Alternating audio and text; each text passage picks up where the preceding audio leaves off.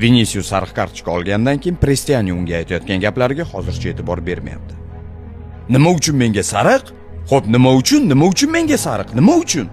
Nega? Shu paytda Gianluca Prestiani Viniciusga o'sha gapni bir necha marta qaytarayotganini ko'ryapmiz.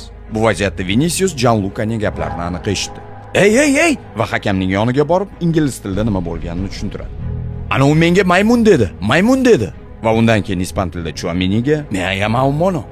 Va Arbeloga ham "Meni maymun dedi" deb tushuntiradi. O'yin paytida bu qanday oqibatlarga olib kelganini bilasiz. Shu sababli o'yindan keyin aytilgan fikrlarni eshitamiz.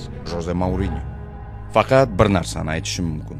Bu holat bir nechta stadionlarda faqatgina bitta futbolchi ishtirokida sodir bo'lmoqda. Demak, bu yerda nimadir g'alati. Men Viniciusga maydonda shunday dedim. Sen boshqa galaktika darajasidagi golni kiritding. Nega bunday nishonlaysan? Nega boshqa afsonalar kabi Di Stefano, Pele, Eusebio, nega ular kabi nishonlamaysan?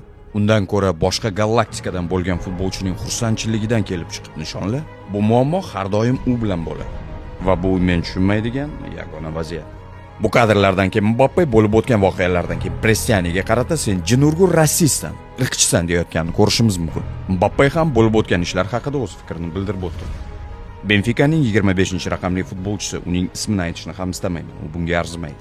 U birinchi bo'lib yomon gapirishni boshladi. To'g'ri, bu ishlar futbolda bo'ladi ham, lekin buni qabul qilish kerak emas. Va keyinchalik u futbolkasi bilan og'zini yopdi-da, Viniciusga qarata 5 marta sen maymunsan deb aytdi. Buni o'zim eshitdim. Buni Benficaning futbolchilari ham eshitdi.